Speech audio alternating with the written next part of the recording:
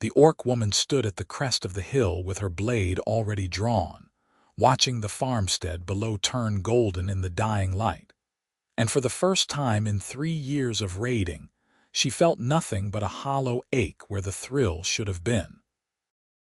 Orla Durnholt raised her hand, signaling the rest of her band to hold position among the scrub pines. 15 raiders, most of them younger than her 24 years, crouched low with weapons ready. They were hungry.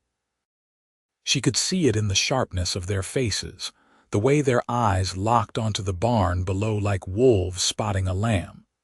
The last 2 raids had yielded almost nothing.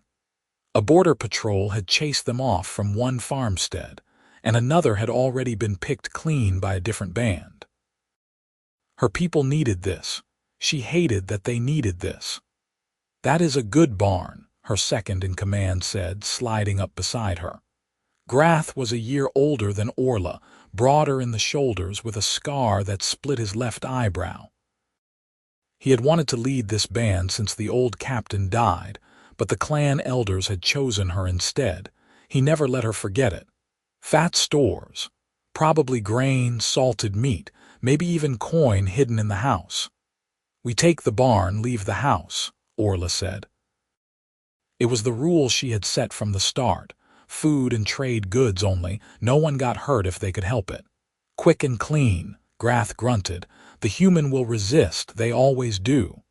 Then we scare him off, we do not hurt him." "You are too soft, Captain," he said, her title like a curse. "One day that softness will get us all killed." Orla did not answer. She had heard it before. Instead she started down the hill, her band following in a loose wedge behind her. Her heart beat steady and slow the way it always did before a raid, not from excitement, from resignation. The farm was small but well kept. A single-story house with a stone chimney, a chicken coop, a vegetable garden, and the barn, larger than she had expected, its doors painted red. Smoke rose from the chimney. Someone was home. They were 20 paces from the barn when the front door of the house opened. A man stepped out. Tall, maybe 6 feet, with shoulders broad enough to suggest he worked his own fields. He wore a simple homespun shirt with the sleeves rolled to his elbows, brown trousers, and boots dark with soil. His hair was the color of wheat, a little too long, curling at his collar. He looked to be in his mid-20s, and he was not running. He stood on his porch with his arms crossed, watching them approach, and on his face was not fear but something closer to curiosity. Orla raised her sword, more out of habit than threat. Her band fanned out behind her, forming a semicircle. Grath moved to her left, his axe already in hand. "Evening," the man called. His voice carried easily across the yard. "You folks lost." Someone behind Orla snickered. Grath spat into the dirt. Orla stepped forward. "We are taking your barn, do not resist and you will not be harmed." The man tilted his head, considering. "My barn. Your barn. That is a shame. I just finished fixing the roof last week." He said it lightly, as though they were discussing the weather. "Took me 4 days." Orla blinked. She had expected shouting or pleading, or at least the common sense to retreat inside and bar the door, not conversation. "Then you should not have wasted your time. Move aside." "Cannot do that." The man uncrossed his arms and stepped off the porch. He walked toward her with an easy, rolling gait, no hesitation. Orla's band shifted, uncertain.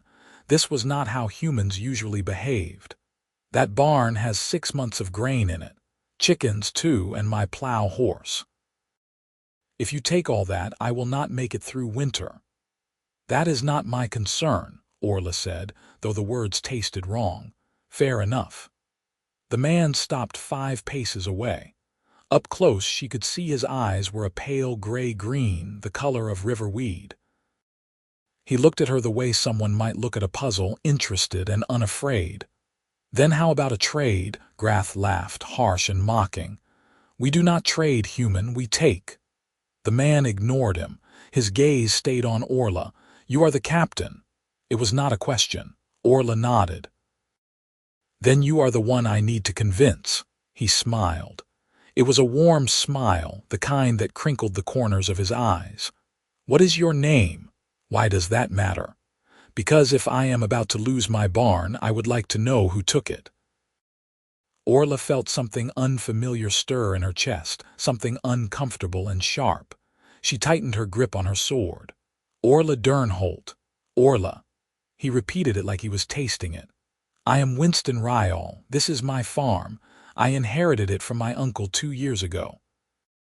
I do not care about your family history, Winston Ryall. No, I suppose not. He glanced at her band, then back at her.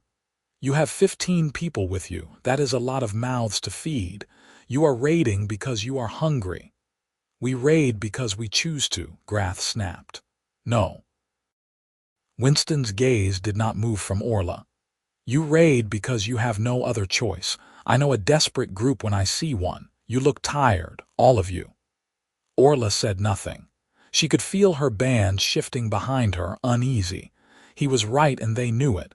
Winston took another step closer. He was within arm's reach now. Orla could smell wood smoke and earth on him. So here is my offer, a trade.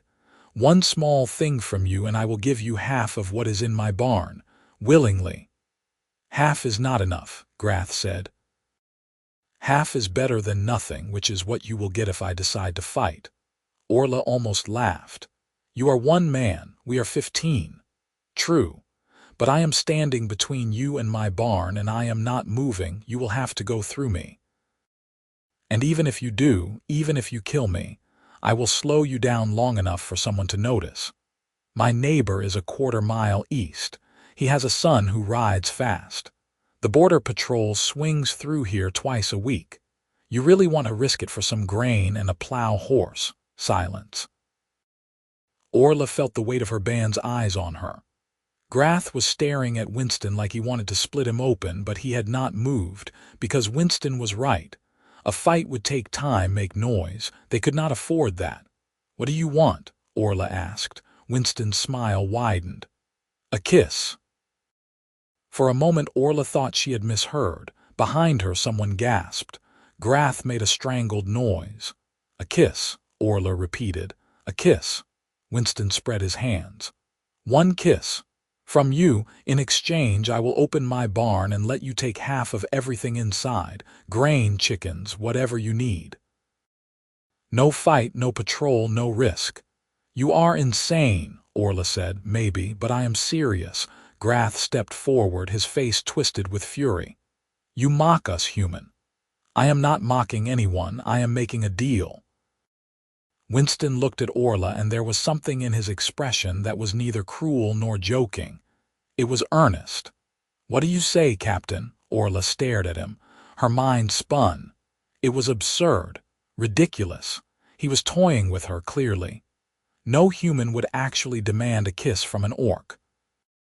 They called her kind monsters, savages, beasts. The idea that one would want her to kiss him, even as a joke, was, but he was not laughing. He was waiting, and her band needed food. You will open the barn, Orla said slowly. You will let us take half of everything. No tricks. No tricks. You have my word. Your word means nothing. Then you will just have to trust me. Winston took one more step. He was close enough now that she could see the faint freckles across the bridge of his nose. Do we have a deal? Orla felt the weight of the moment pressing down on her. She could refuse. Order her band to attack. They would win. Winston would die and she would have his barn and his grain and his horse, and it would be exactly like every other raid, empty and necessary and wrong, or she could call his bluff, because that was what it was, surely. A bluff. He expected her to flinch, to refuse, to walk away. He was betting she would not have the nerve. Orla Durnholt had survived 3 years as a raiding captain by never backing down. She sheathed her sword, stepped forward, and kissed him. It was meant to be quick, perfunctory. A brush of lips to prove a point and claim her prize. But the moment her mouth touched his, something unexpected happened. He kissed her back, not with force, not with demand. Gently.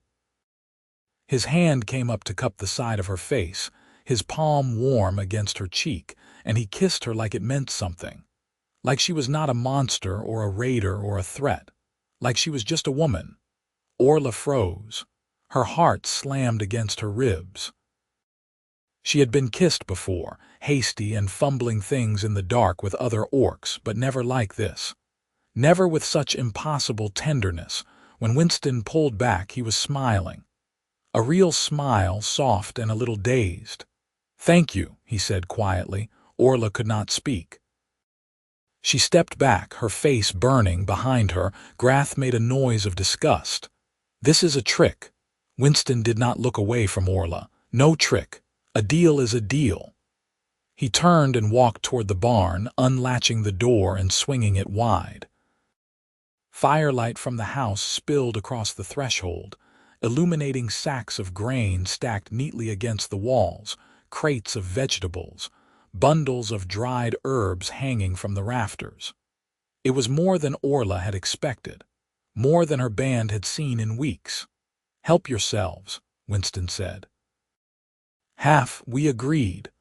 Orla's band did not move. They were all staring at her. She swallowed hard, found her voice. "Take it, quickly." They moved then, rushing forward with sacks and crates. Grath shot her a look of pure venom as he passed, but he took his share like the rest. Orla stood apart, watching, her lips still tingling. Winston leaned against the barn door, arms crossed again, watching too. He caught her eye and nodded once. 20 minutes later, Orla's band left the farm with enough supplies to last a month. They melted back into the hills as the stars came out, silent and efficient. Orla did not look back, but she could still feel the warmth of Winston's hand on her face, and she could not stop thinking about the way he had looked at her. Not like she was something to fear. Like she was someone worth knowing. They made camp in a gully 3 miles north, tucked between rocks where a fire would not be seen. Orla let her band eat first, watching as they divided the grain and salted the chickens Winston had let them take. There was laughter, relief. For the first time in weeks, they would sleep with full bellies. Grath did not join the celebration. He sat apart, sharpening his axe in long, deliberate strokes, his face dark. Orla knew she would have to deal with him eventually, but not tonight. Tonight she sat at the edge of the firelight and stared into the dark, her thoughts a tangled mess. A kiss. She had kissed a human, and he had kissed her back. Why, it made no sense. Humans hated orcs. The border skirmishes, the raids, the bounties placed on orc heads in some of the southern towns, there was no love between their peoples. Only old grudges and survival. And yet, Winston Ryall had smiled at her like she was something other than an enemy. "Captain." Orla looked up. One of her younger raiders, a boy named Brock, crouched beside her with a water skin. "You should eat, later." "That human was strange," Brock said. "He was 17, new to the band. His tusks were still small. I thought he would run, so did I." "Why did you really kiss him?" Orla took the water skin, drank. "The water was cold and clean, because we needed the food. Grath says you should have killed him." "Grath says a lot of things." Brock hesitated. "Are we going back, to that farm?" Orla looked at him sharply. "Why would we go back?" "I do not know." "I just thought," he shrugged, flustered. "You let him live. Usually you do, but this felt different." "It was not different. We made a trade. That is all." Brock nodded and retreated to the fire. Orla watched him go, then stood and walked out past the edge of camp, into the scrub where the night was quiet. She touched her mouth. The memory of the kiss was still there, vivid and strange. Winston Ryall, she did not understand him. Did not understand why he had asked for something so absurd, or why he had been kind when he had no reason to be, but she wanted to.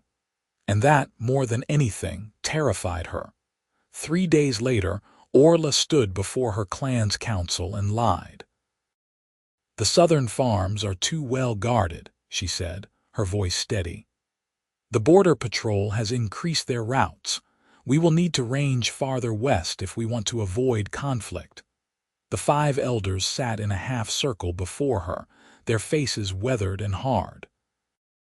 Her clan, the Durnholts, had lived in the borderlands for generations, pushed out of the fertile valleys by human expansion and forced into the rocky hills where the soil was thin and game was scarce. Raiding had become survival. Elder Marga, the oldest of the council, leaned forward. "How long before we can raid again?" 2 weeks, maybe 3. We have enough supplies to last until then." It was true. Winston's grain had bought them time. "And after that?" Elder Vorik asked.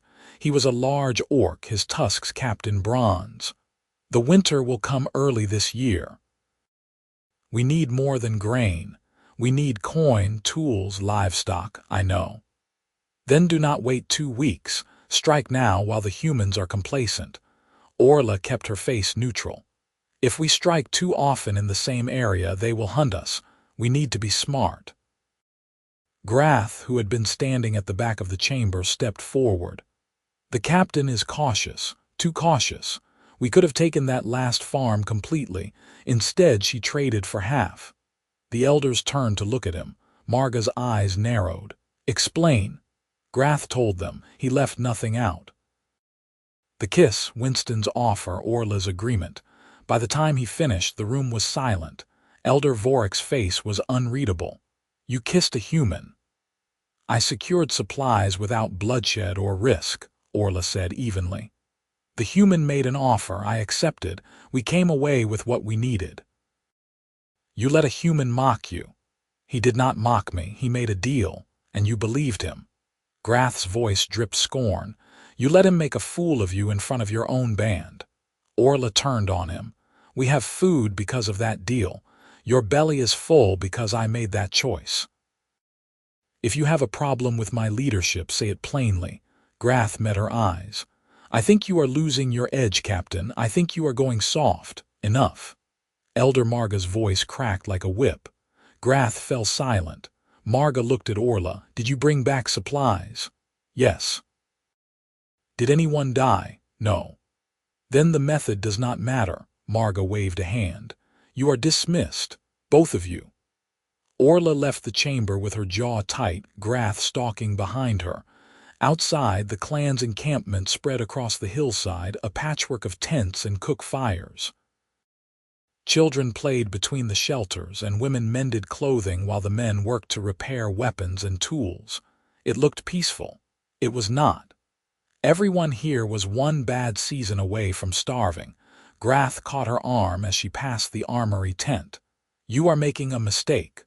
Orla jerked free. "Let go of me." "That human got into your head. I saw it. You looked at him like what? Like he was not the enemy." Orla stepped close, her voice dropping to a dangerous whisper. "Every human we raid hates us a little more. Every farm we burn makes the patrols a little larger. If we keep this up, eventually they will send an army and we will all die. I am trying to keep us alive, Grath. What are you trying to do?" "I am trying to keep us strong. The moment we show weakness, the humans will crush us. We are already crushed. We are already desperate." "Or have you not noticed?" Grath stared at her, his jaw working. Finally, he stepped back. "You are going to get us all killed, Orla." He left. Orla stood alone in the center of camp, her hands shaking. She could not stop thinking about Winston's farm. The way the barn had been stocked so carefully.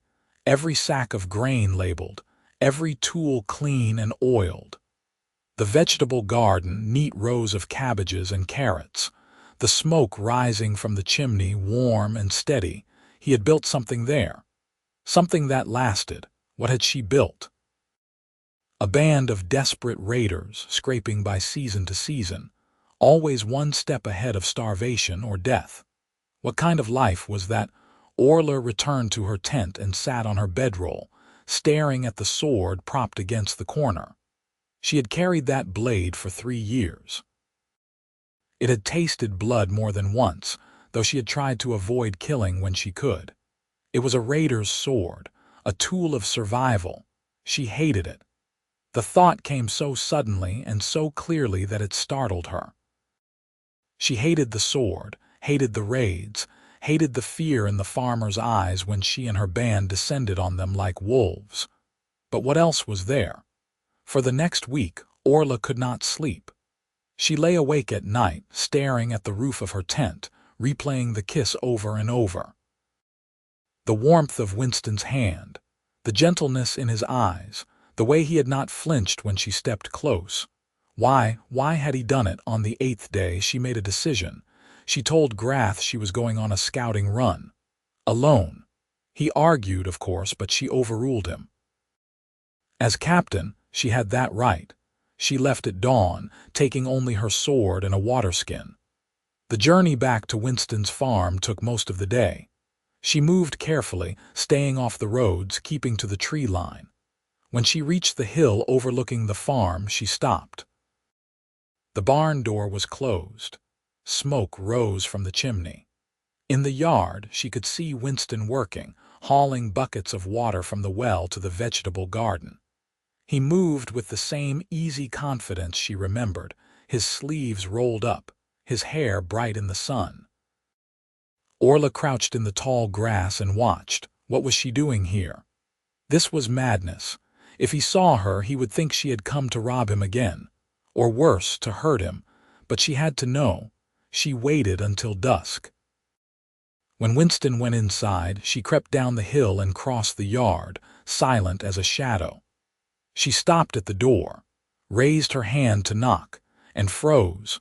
What would she even say before she could decide? The door opened.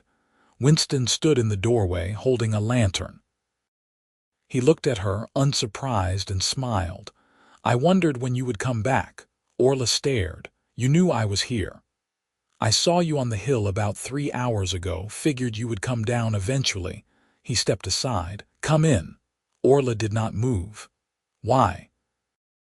"Because it is cold and you look like you have been walking all day. Come on." He turned and walked back inside, leaving the door open. After a moment, Orla followed. The inside of the house was small but warm. A fire burned in the hearth and the air smelled of bread and stew.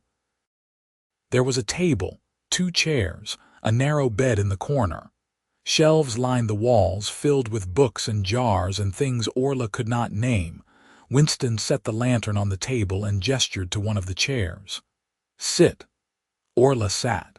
She felt awkward, out of place, her sword heavy at her side. Winston ladled stew into a bowl and set it in front of her, along with a chunk of bread. "Eat." "I did not come here for food." "Then why did you come?" Orla looked at the stew. It smelled good. Her stomach growled. She picked up the spoon. "I do not know." Winston sat across from her, his own bowl in hand. "Fair enough." They ate in silence. The stew was thick with vegetables and rabbit, rich and savory. Orla had not tasted anything this good in months. She finished the bowl and Winston refilled it without a word. When she was done, she set the spoon down and met his eyes. "Why did you ask me to kiss you?" Winston leaned back in his chair, considering. "Honestly, I wanted to see what you would do. That is a dangerous game, maybe, but I was curious. You came to my farm with a sword and 15 raiders, but you did not look like you wanted to be there. You looked tired, sad even. You do not know anything about me." "No, but I wanted to," he smiled. "And I was right, was not I? You did not really want to raid me." Orla's hands tightened on the edge of the table. "My people are starving. We raid because we have to, I know. You do not know you have this." She gestured around the house. "Land, food, safety. We have rocks and scrub and nothing. So why not change that?" Orla blinked. "What?" "Why not stop raiding, find another way?" "There is no other way. There is always another way." Winston leaned forward, his expression earnest. "You think I have always been a farmer. I was a soldier for 6 years, fought in the Eastern campaigns, saw things I wish I could forget." When my uncle died and left me this place, I could have sold it, gone back to the army, but I did not. I chose this, a different life. That is not the same. It is exactly the same. You are choosing to raid. You could choose something else. Orla stood abruptly, her chair scraping back. You do not understand. My clan depends on me. If I stop raiding, they starve. There is no land for us, no trade agreements, no welcome in human towns. We are outcasts, monsters. That is what your people call us. Winston stood too, rounding the table. I do not call you that. You should. You should hate me. I came to your home with a sword. I threatened you. You made a deal with me, and you kept it. He stopped in front of her, close but not crowding. You are not a monster, Orla. Hearing him say her name did something strange to her chest. She looked away. You do not know what I have done. Then tell me. Why do you care? Because I have not been able to stop thinking about you. The words came out quiet, almost hesitant. Since the moment you kissed me, I have not been able to get you out of my head. Orla looked up at him, her breath catching. That kiss was a transaction. Maybe for you, not for me. They stood there, the firelight flickering between them, and Orla felt the ground shift beneath her feet. This was impossible. She was an orc. He was human. Their peoples had been enemies for generations. There was no future here, no path forward, and yet...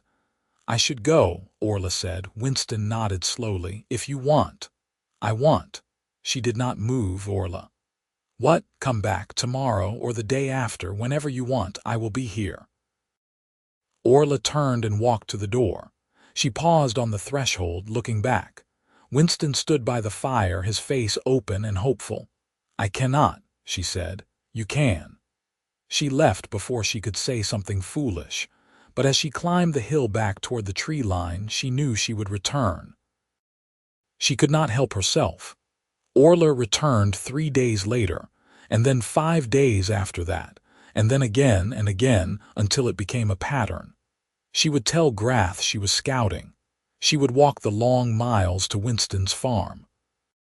She would knock on his door, and he would let her in, and they would sit by the fire and talk.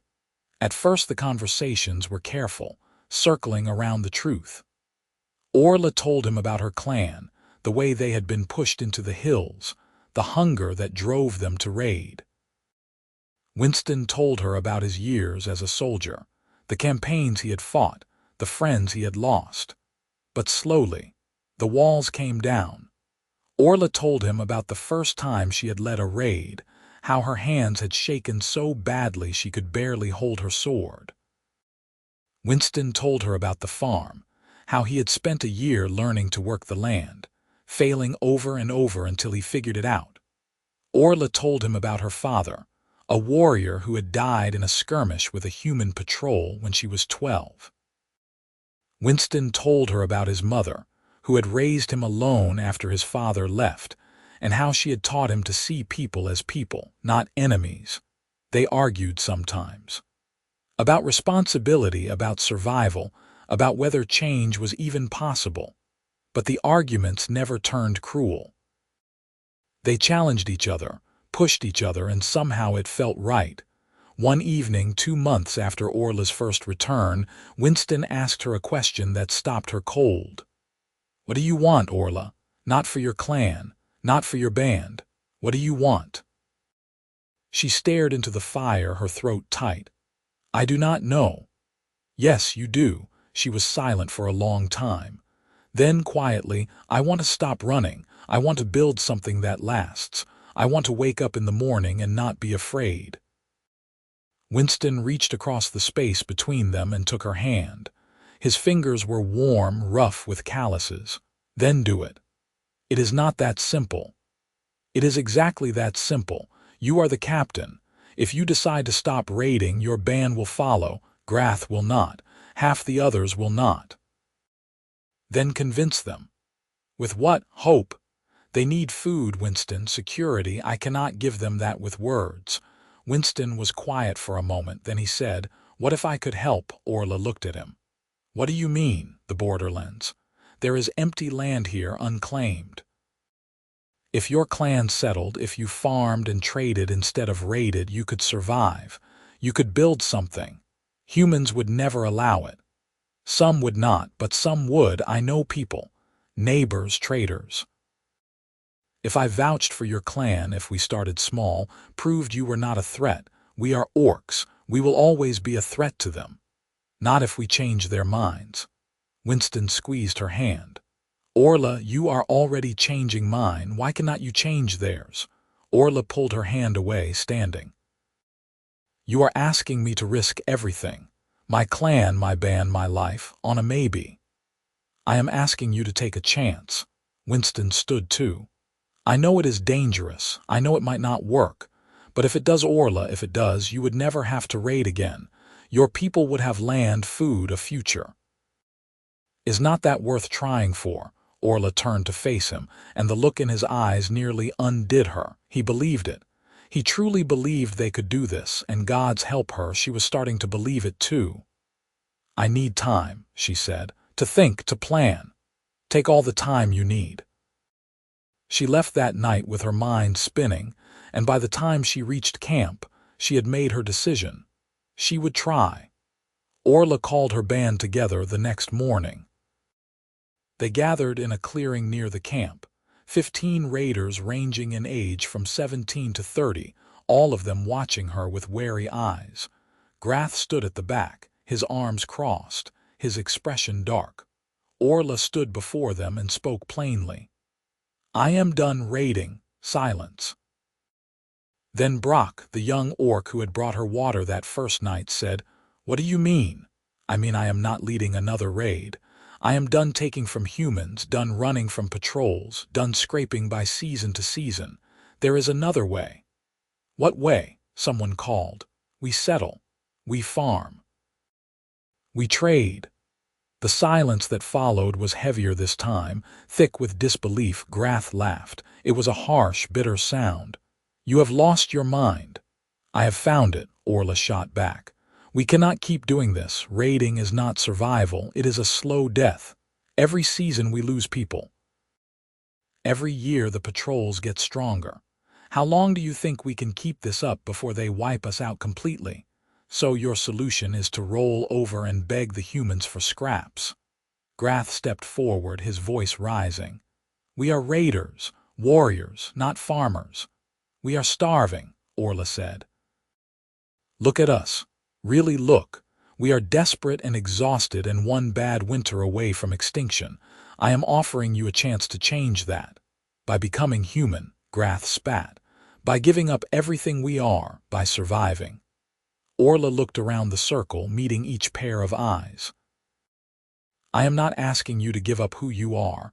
I am asking you to build a life instead of stealing one. There is land in the borderlands, unclaimed land. We could settle there, grow crops, raise livestock, trade with the humans instead of raiding them. And you think they will just let us? A woman named Shara asked. She was one of the older raiders, her face scarred from a dozen fights. You think they will welcome us with open arms?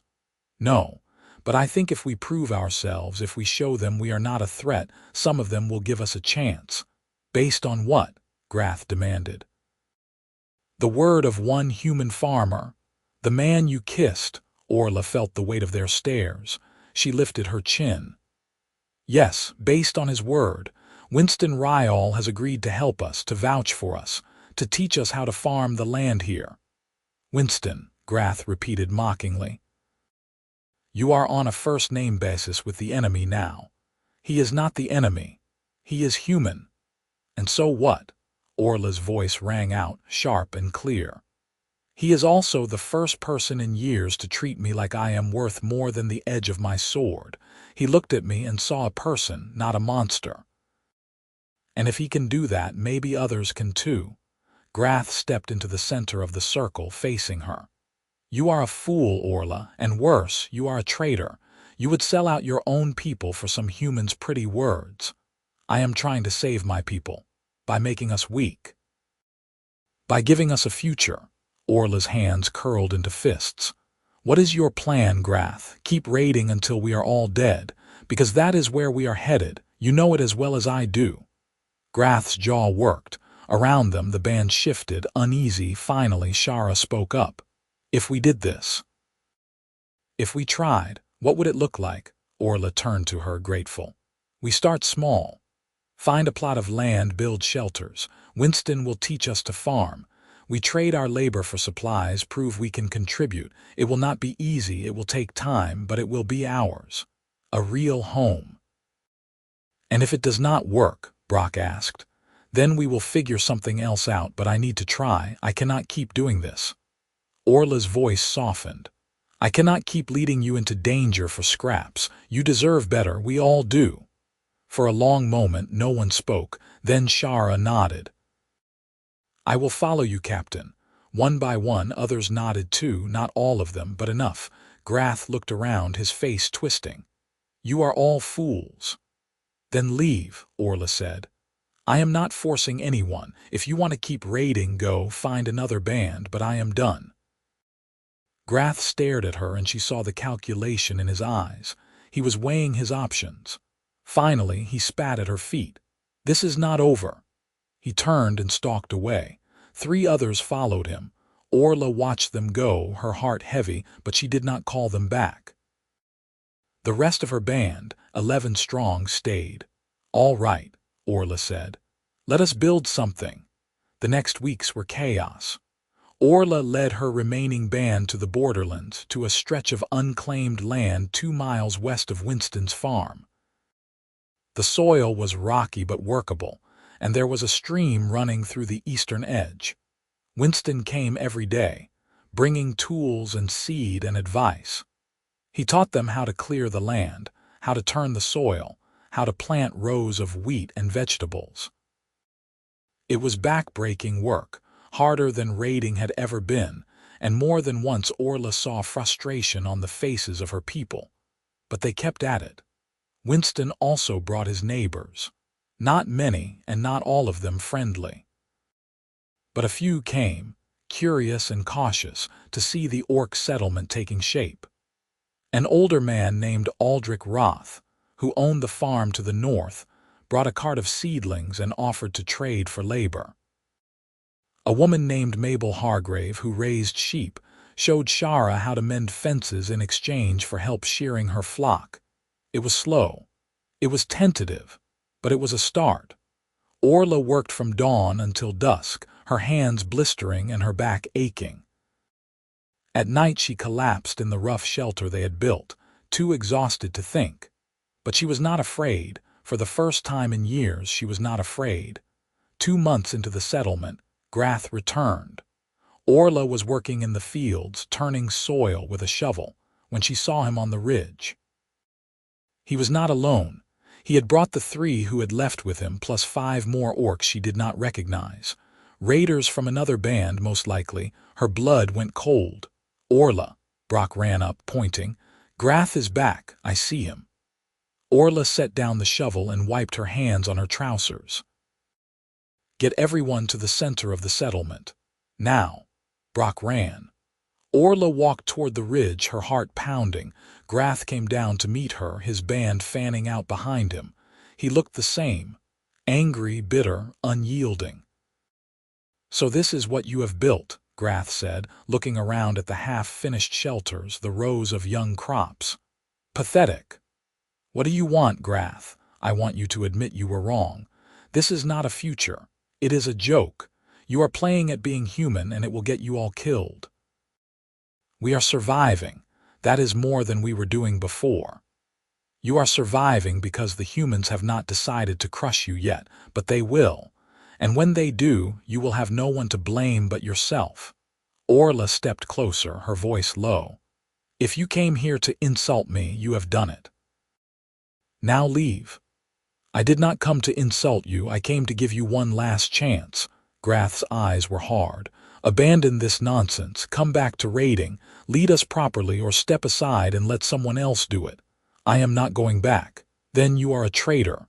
Grath drew his axe. Behind him, his band did the same. And I am taking over. Orla did not reach for her sword. She stood her ground, unarmed, and met his eyes. You want to fight me, Grath, fine. But it will just be you and me, not our bands, you and me. Grath hesitated. Or are you afraid? Orla said quietly. Afraid that if you lose, your new friends will see you for what you really are. A coward who only fights when he has the numbers. Grath's face went dark. He swung the axe. Orla ducked, rolled, came up with a rock in her hand and threw it. It struck Grath in the shoulder, hard enough to make him stagger. She lunged, grabbed the haft of the axe and twisted. Grath snarled, trying to yank it free, but Orla was faster. She drove her knee into his stomach, and when he doubled over, she ripped the axe from his hands and tossed it aside. Grath roared and tackled her. They went down hard, rolling in the dirt. Orla felt his fist connect with her ribs, pain exploding through her side. She drove her elbow into his face, felt his nose crunch. He howled, and she shoved him off, scrambling to her feet. Grath rose too, blood streaming from his nose. "You have gotten soft.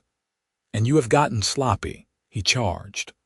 Orla sidestepped, grabbed his arm, and used his momentum to throw him to the ground. He hit hard, the breath going out of him in a rush. Orla planted her boot on his chest and leaned down, her voice deadly calm. "I am not your enemy, Grath. I never was.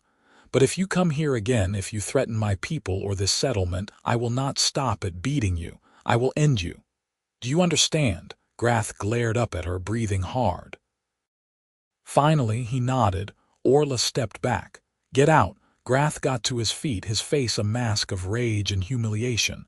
He looked at his band, then at Orla. "This is not over." "Yes," Orla said, "it is." Grath turned and walked away. His band followed, and Orla watched until they disappeared over the ridge. When she turned back, she found her people gathered, watching. Shara stepped forward. "Are you all right, Captain?" Orla nodded, though her ribs ached. "I am fine." "He will come back," Brock said. "Maybe, but not today." That night, Winston found her sitting by the stream, her ribs wrapped and her knuckles bruised. He sat beside her without a word, just close enough that their shoulders touched. "I heard what happened," he said. "News travels fast. Aldrich saw the whole thing from his field. Said you were magnificent." Orla snorted. "I beat up an old friend. That is not magnificent. You protected your people. That is exactly what a leader does." Orla stared at the water, watching it catch the moonlight. "I do not know if I am doing the right thing, Winston. I keep telling myself this will work, but what if it does not? What if Grath is right and I am just leading them to ruin?" Winston took her hand, his fingers threading through hers. "You are not. I see what you are building here. It is real, it is good, and it is working. It is too slow. Good things take time." Orla looked at him, and the warmth in his eyes made her chest ache. "Why do you care so much about me, about this? You could have sent me away that first night and been done with it." "I could have, but I did not want to." Winston smiled, soft and a little sad. "I told you, Orla, I have not been able to stop thinking about you, and somewhere along the way I fell in love with you." Orla's breath caught. "Winston, you do not have to say it back. I just wanted you to know." But Orla did not need to think.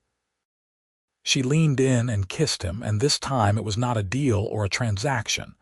It was real. When they pulled apart, Winston was grinning.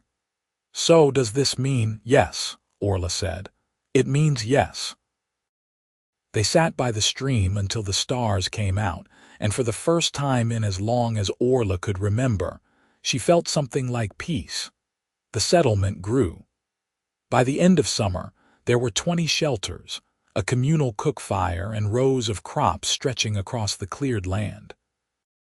Orla's people worked alongside Winston's neighbors, trading labor and goods, and slowly, grudgingly, acceptance began to take root. There were setbacks. A late frost killed half the wheat crop. One of the younger orcs got into a fight with a human boy from a nearby farm, and Orla had to mediate before it turned into something worse. And Grath sent word through a traveling merchant that he was still out there, still raiding, still calling Orla a traitor. but the settlement endured. Harvest came in the early autumn, and it was better than anyone had hoped. Not enough to make them rich, but enough to see them through the winter. Orla stood in the field, looking at the rows of bundled wheat, and felt something swell in her chest that she could not name. Pride, maybe, or hope. Winston came up beside her carrying a basket of apples. Aldrich brought these, said it is tradition to share the first harvest. Orla took an apple, bit into it. It was crisp and sweet. Tradition. We should have a feast, celebrate. We do not have much to celebrate with. We have enough. Winston grinned. Come on, Orla. Let your people have this. They have earned it. So they did. That night, the settlement and a handful of Winston's neighbors gathered around the fire. There was roasted rabbit and fresh bread, apples and ale, and someone had brought a fiddle. Music filled the air, bright and lively, and for the first time Orla saw her people laughing. Really laughing. Shara danced with Aldrich's son, clumsy and joyful. Brock challenged one of the human boys to an arm wrestling match and lost, then demanded a rematch. Even the elders who had come down from the clan's main camp to see the settlement looked grudgingly impressed. Winston found Orla at the edge of the firelight and pulled her into the circle. Dance with me. I do not dance. You do now. He spun her and she stumbled, laughing despite herself. The music swirled around them and Winston's hands were warm on her waist, and for a moment Orla forgot about everything except the way he looked at her, like she was the only person in the world. When the song ended, Winston did not let go. He took her hand and led her away from the fire, into the quiet dark beyond the settlement. Winston, where are we? He stopped and turned to face her. In the moonlight, his expression was serious, almost nervous. Orla, I need to ask you something. Her heart skipped. All right. This settlement, what you have built here, it is incredible.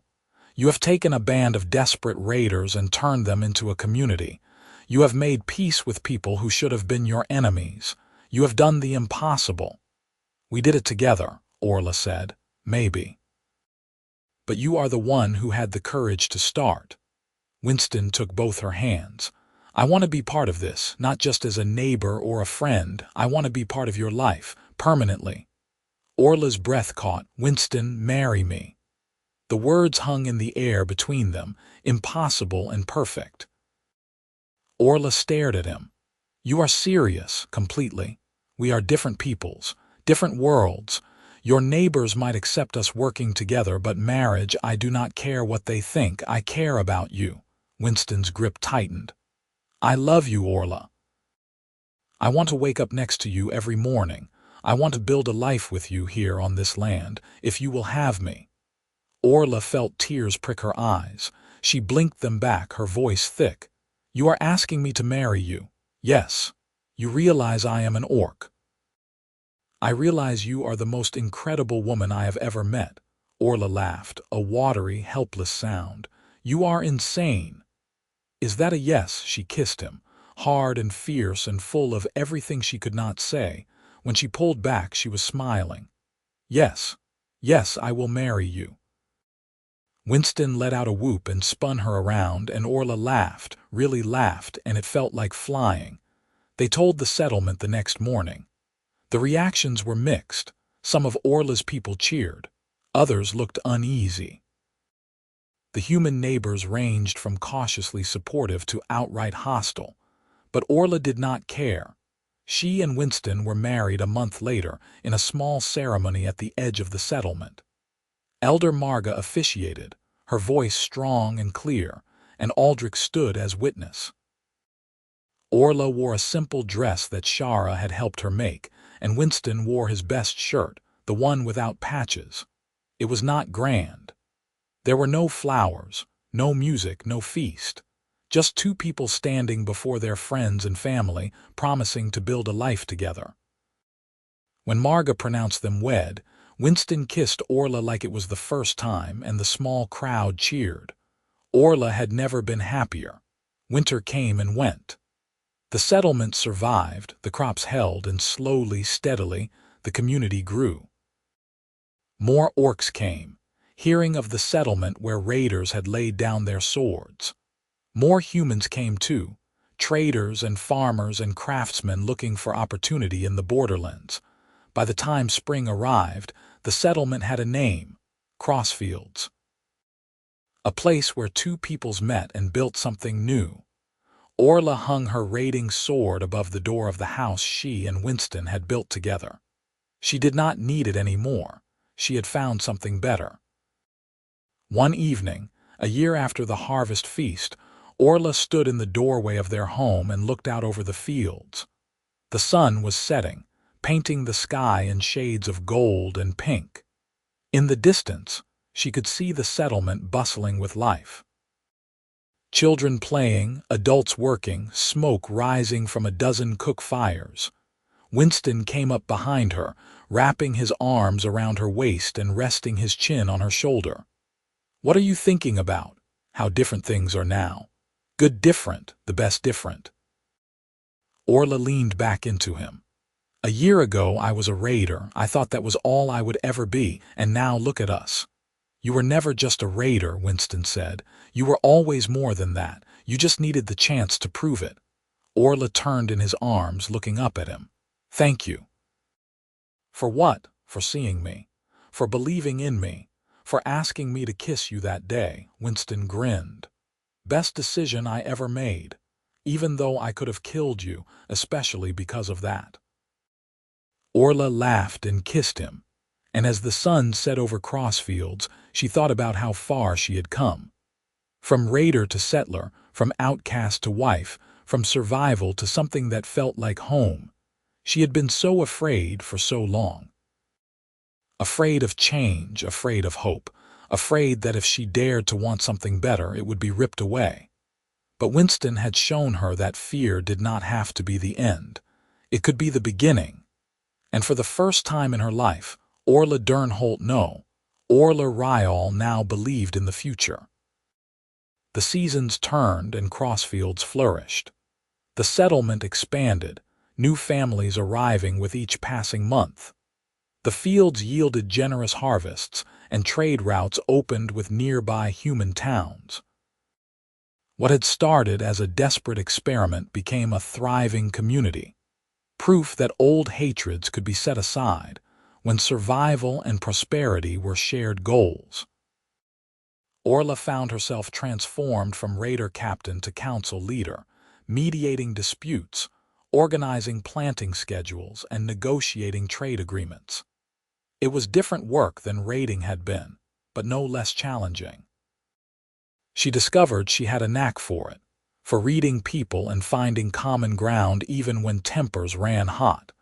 Winston worked beside her always, his easy charm smoothing rough edges that her bluntness sometimes created. They made a good team, everyone said. The human farmer who had gambled on a kiss, and the orc woman who had dared to dream of peace. 2 years after their marriage, in the warmth of early summer, Orla discovered she was pregnant. The news filled her with a terror she had not felt since her first raid.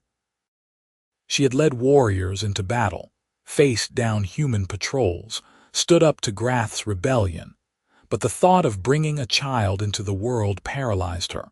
Winston found her sitting by the stream one evening, her knees drawn up to her chest, staring at the water. "Shara told me," he said, sitting beside her. "Congratulations is traditional, I think." Orla did not look at him. "What if I am a terrible mother? You will not be." "You do not know that, I know you." Winston took her hand. "You are the bravest person I have ever met. You built a settlement from nothing. You changed the course of your entire people's future. You can handle one baby. That is different. I knew how to be a raider captain. I know how to lead a settlement. But a mother," Orla shook her head, "what if the child is like me? Caught between two worlds, belonging to neither." "Then the child will be exactly like you," Winston said firmly.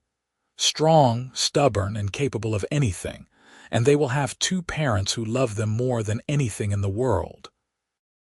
Orla finally looked at him, and the absolute certainty in his eyes calmed something in her chest. "You really believe that, with everything I have?" She leaned against him, letting his warmth surround her. "I am still terrified." "Good. That means you care." Winston kissed the top of her head. "We will figure it out. Together." Their daughter was born in late winter, during a snowstorm that blanketed Crossfields in white. The labor was long and difficult, and there were moments when Orla was certain she would not survive it. But Shara, who had birthed 3 children of her own, talked her through it with steady competence. And when dawn broke, Orla held her daughter for the first time. The baby was perfect. Tiny and squalling, with a dusting of dark hair and skin that was neither green nor pale but something in between. A soft olive tone that marked her as both orc and human. Her ears were slightly pointed, and when she yawned, Orla could see the hint of small tusks that would grow in later. Winston sat beside the bed, his eyes wet. "She is beautiful." "She looks like you," Orla said. "She looks like both of us." They named her Clara, and she became the heart of Crossfields. The settlement celebrated her birth with a feast that lasted 3 days. Orla's people brought gifts of carved toys and woven blankets. Winston's neighbors brought food and firewood and hand-me-down baby clothes. Even Elder Marga, who had made the journey down from the clan's main camp, came to bless the child. "She is the future," Marga said, holding Clara with surprising gentleness. "The bridge between our peoples. Protect her well." Orla promised she would. Raising Clara was every bit as terrifying and wonderful as Orla had feared. The baby had Winston's easy temperament, quick to laugh and slow to fuss, but she also had Orla's stubbornness. When Clara wanted something, she made her desires unmistakably clear, and no amount of coaxing could change her mind. Winston thought it was hilarious. Orla thought it was exhausting. But watching her daughter grow, seeing the way Clara navigated Crossfields with the easy confidence of someone who belonged there absolutely, healed something in Orla she had not known was broken. Clara did not see division between orc and human. To her, the settlement was simply home, and everyone in it was family. When Clara was 2, Grath returned. It had been 3 years since his last appearance, and Orla had begun to hope he had moved on. But one morning, a messenger arrived from the eastern border, reporting that a raiding band led by a scarred orc with a bronze-capped tusk had been spotted moving west, toward Crossfields. Orla called the settlement council immediately. It had grown to include both orcs and humans now, 12 members who helped govern the community. They gathered in the meeting hall, a sturdy building Winston and Aldrich had built the previous year. "Grath is coming," Orla said without preamble. "We need to decide how to respond." "We fight," said Corin, one of the younger orc men. He had been part of Orla's original raiding band. "We have the numbers now. We can drive him off." "And start a war." Aldrich shook his head. "If Crossfields becomes known as a place of violence, we lose all the goodwill we have built. The trade agreements, the alliances, all of it gone." "So we let him attack us?" Shara asked. "We defend ourselves if we must," Orla said, "but I want to try talking to him first." "Talking did not work last time," Brock pointed out. "Last time we had nothing to show him. Now we do." Orla gestured around the meeting hall. "Crossfields is thriving. We are proof that there is another way. Maybe he can be convinced. Or maybe he will kill you the moment you are within reach," Winston said quietly. He had not spoken until now, but his face was tight with worry. Orla met his eyes. "It is a risk I have to take. Then I am going with you. Winston, no arguments. If you are going to face him, I am going too." The council debated for another hour, but ultimately they agreed. Orla and Winston would meet Grath under a flag of truce, with a dozen armed settlers waiting nearby in case things went wrong. 3 days later, Grath arrived. He came at midday, his band spread out behind him. Orla counted 20 raiders, all of them lean and hard-eyed. Grath himself looked older, his face more scarred, his eyes colder. Orla and Winston walked out to meet him alone, stopping 20 paces from the edge of Crossfields. Behind them, Orla could feel the weight of her people watching. Grath dismounted and walked forward, his hand resting on the haft of his axe. "So, the traitor still lives." "I am not a traitor, Grath. I am a survivor, same as you. You are a human's pet." His gaze flicked to Winston, contemptuous. "Living in their shadow, begging for their scraps." "We do not beg for anything. We trade, we farm, we build, and we do not have to run anymore." Orla gestured back toward Crossfields. "Look at it, Grath. Really look, that is what we have made. A home. A future." Grath looked. For a long moment his expression was unreadable, then he spat. "You think you are better than the rest of us, but you are just a coward who gave up." "I gave up raiding. I did not give up fighting. I am fighting for something better now." "There is nothing better. There is only survival." "Then why are you here?" Winston asked. His voice was calm, but there was steel underneath. "If you are doing so well raiding, why come to a settlement you despise?" Grath's jaw tightened. "I came to give you one last chance, both of you. Abandon this farce, send the humans away, and return to the clans. Or I will burn Crossfields to the ground." Orla felt ice run through her veins. "You would kill your own people." "They stopped being my people the moment they chose humans over orcs. That is not what we did. We chose survival. We chose peace." "There is no peace," Grath roared. "There is only waiting to die. The humans will turn on you eventually. They always do. And when they do, you will wish you had listened to me." Orla stepped closer, her voice low and fierce. "You are wrong, Grath. I have lived here for 3 years. I have worked beside humans, eaten with them, raised a child among them, and not once have they betrayed me, because I earned their trust, and they earned mine. Then you are a fool. Maybe. But I am a living fool with a home and a family and a future. What do you have, Grath?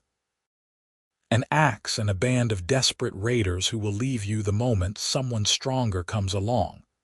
Is that really the life you want? For a moment, just a moment, something flickered in Grath's eyes.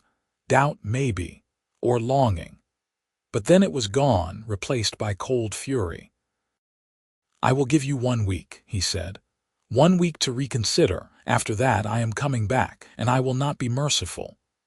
He turned and walked back to his band, mounting his horse without another word. They rode away, disappearing into the hills. Winston let out a breath. "Well, that could have gone worse." Orla did not answer. She was staring after Grath, her mind racing. A week was not much time. The settlement prepared. Orla organized watches, set up barricades, and sent word to the neighboring farms asking for support. Aldrich and several other human farmers agreed to stand with them, bringing weapons and supplies. But Orla knew that if Grath attacked with his full band, there would be bloodshed. People would die. And everything she had built would be at risk. There had to be another way. On the 5th day, Winston found her in the meeting hall, staring at a map of the borderlands. "You are planning something," he said. "I am thinking." "That is what you always say when you are planning something dangerous." Orla smiled despite herself. "I need to go to the clan's main camp." "Talk to the elders." Winston frowned. "Why?" "Because Grath is not the only orc out there. There are others still raiding, still struggling. If I can convince the elders to support Crossfields, to send more people here to settle instead of raid, Grath will lose his power base. He cannot fight us if his own people turn against him. That is a big if, I know, but it is the only chance we have to avoid bloodshed." Orla looked at him. "I have to try," Winston sighed. "Then I am going with you. You cannot. Clara needs you here." And if Grath comes while I am gone, someone has to lead the defense. I do not like this, I know. Orla took his hands, but trust me, please. Winston pulled her close, pressing his forehead to hers. Always, just come back to me. I will. Orla left that night, traveling alone through the hills toward the clan's main camp. It was a 2-day journey, and she pushed herself hard, sleeping only a few hours each night. When she arrived, the camp was much as she remembered. Tents spread across the rocky hillside, cook fires burning, children playing in the dirt. But it looked smaller now, more threadbare. The clan had shrunk in the years since she left. Elder Marga met her at the edge of camp. Orla, we heard you were coming. I need to speak to the council. They are waiting. The council met in the largest tent, the same 5 elders who had governed when Orla left. They listened in silence as she spoke, telling them about Crossfields, about the settlement's success, about the threat Grath posed. When she finished, Elder Vorik leaned forward. You want us to abandon raiding, to send our people to your settlement? Yes, and you think the humans will accept us? I know they will, we have already proven it works. With 15 orcs, Vorik said, you are asking us to send 50, 100, the entire clan, not all at once. But yes, eventually. There is room, and the land is good. You would not have to fight for every scrap of food. You could build a real future. Elder Marga spoke, her voice thoughtful. And Grath, what happens to him?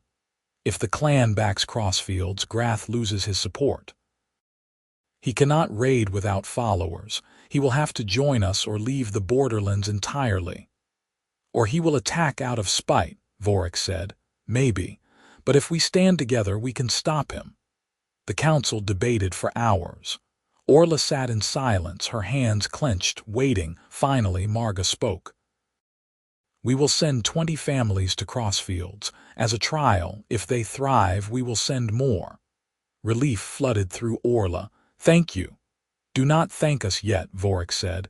If this fails, the blood is on your hands. Orla nodded. I understand. She returned to Crossfields the next day, the 20 families following a day behind. When she arrived, Winston swept her into his arms and held her so tight she could barely breathe. I was so worried, he said into her hair. I told you I would come back, I know, but I worried anyway. The new families arrived the following evening and Crossfields welcomed them.